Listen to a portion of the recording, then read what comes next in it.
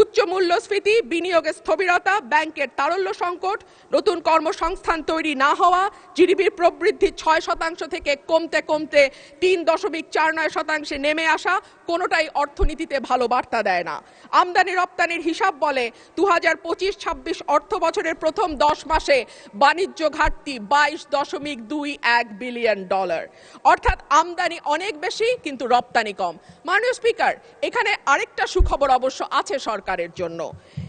কেন্দ্রীয় ব্যাংকের তথ্য দেখা যায় জুলাই থেকে এপ্রিল সময়ে বিনিয়োগ বৃদ্ধির অন্যতম প্রধান নিয়ামক মূলধনী যন্ত্রপাতি বা ক্যাপিটাল মেশিনারিজের আমদানি বেড়েছে 12.50%। এটি নিঃসন্দেহে বিনিয়োগ বাড়ানোর একটা ভালো ইঙ্গিত। মাননীয় স্পিকার, সরকারি হিসেবে দেশের সার্বিক মূল্যস্ফীতি এখন 10%-এর মতো। করমুক্ত আয় সীমা কিছুটা বাড়িয়ে 3,75,000 টাকা করা হয়েছে। কিন্তু মাননীয় স্পিকার, যেই ব্যক্তির মাসে ইনকাম 32,000 টাকা, তার বৎসরে গিয়ে ইনকাম দাঁড়ায় 3,84,000 টাকা, অর্থাৎ তিনি আয়করের সীমার মধ্যে চলে আসেন। কিন্তু যেই ব্যক্তি 32,000 টাকা মাসে ইনকাম করেন, তাকে কি বাংলাদেশের এই 10% মূল্যস্ফীতির সময় কোনোভাবেই এমনকি মধ্যবিত্তের কাতারেও ফেলা যায়? বর্তমানে গিনি সহগ 4.499, যেটা উচ্চ আয় বৈষম্যকে ইন্ডিকেট করে।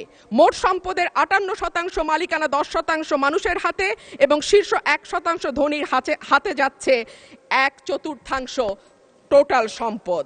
শুধু সেটাই নয়, আয়করের ক্ষেত্রে সরকারের যাবতীয় চাপ গিয়ে পড়ে সেই সব মানুষের ওপরে যারা ব্যাংকের মাধ্যমে বেতন পান, অর্থাৎ যাদের আয়কে সরাসরি ট্র্যাক করা যায়। কিন্তু যাদের আয়কে ট্র্যাক করা যায় না এমন মানুষের সংখ্যাই বেশি, এবং সে কারণে দেখা যায় বিগত 15 বছরে আমরা একজন জর্দা ব্যবসায়ী কাউস মিয়াকে 1 নম্বর হতে দেখেছিলাম ব্যক্তি খাতে ঋণ ইনকাম ট্যাক্স দেওয়াতে।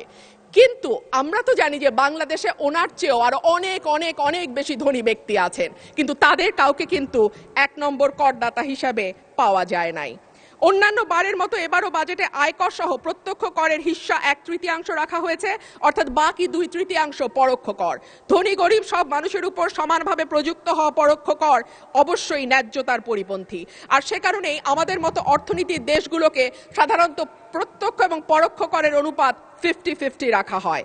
একটা সরকার কল্যাণমূলক রাষ্ট্র গঠনের জন্য কতটুকু আন্তরিক সেটা বোঝা যায় তার শিক্ষা, স্বাস্থ্য, সামাজিক সুরক্ষায় বরাদ্দের পরিমাণ দেখলে। এই বাজেটে শিক্ষা খাতে বরাদ্দ জিডিপির 1.8 আর স্বাস্থ্য খাতে 0.9%।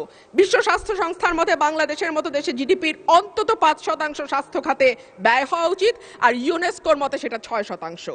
এর মধ্যেই আমরা জানি শিক্ষা এবং স্বাস্থ্য খাতে জিডিপির অনুপাতের ব্যয়ে বাংলাদেশ দক্ষিণ এশিয়ার সর্বনিম্ন অবস্থানে অবস্থান করছে। স্বাস্থ্য খাতে বরাদ্দের চরম অপ্রতুলতার কারণে বাংলাদেশের স্বাস্থ্য খাতে ব্যয়ের ক্ষেত্রে ব্যক্তির খরচ 73%, আর সরকার দেয় বাকি 63%। সে কারণে প্রতি বছর স্বাস্থ্য ব্যয় মেটাতে গিয়ে অন্তত 65 লক্ষ মানুষ দারিদ্র্য সীমার নিচে চলে যায়। মাননীয় স্পিকার, শিক্ষায় আমরা শুনতে পাচ্ছি তৃতীয় আরেকটি ভাষা বাধ্যতামূলক করা হয়েছে। আমি বিনীতভাবে বলবো, তৃতীয় ভাষা বাধ্যতামূলক করবার আগে আমাদের নজর দেওয়া উচিত কেন প্রাথমিক পাশ করা একজন স্টুডেন্ট সঠিকভাবে রিডিং পড়তে পারে না, কেন জিপিএ 5 পাওয়া একজন স্টুডেন্ট শুদ্ধভাবে ইংরেজিতে একটা বাক্য গঠন করতে পারে না। আমি মনে করি ম্যান্ডারিন বা জার্মান শেখার আগে অন্তত ইংরেজি ভাষায় বেসিক পড়তে পারা, লিখতে পারা, বলতে পারার শিক্ষাটা আমাদের ছেলে মেয়েদেরকে দিলে তারা বিদেশের বাজারে যথেষ্ট ভালো দক্ষতার সঙ্গে কাজ করতে পারবে। মাননীয় স্পিকার, আমি এবার আমার এলাকার কথায় একটু আসি। আমাকে 2 মিনিট বাড়িয়ে দেবেন স্পিকার, কারণ আমি সরকারি দলেরও না বিরোধী দলেরও না, কোনো দলের হুইপ, চিফ হুইপই আমার দায়িত্ব নিতে চান না। মাননীয় স্পিকার, আমি আপনার স্পেশাল ডিসক্রিশনের দিকে তাকিয়ে আছি। মাননীয় স্পিকার, 2 মিনিট আমাকে বাড়িয়ে দেবেন। মাননীয় সদস্য, indeed you are independent, nevertheless you are given the highest amount of time, 12 minutes, no one got it. So far মাননীয় স্পিকার 2 মিনিট বাড়িয়ে দেবেন। 1 মিনিট দেয়া হলো, যেহেতু আমি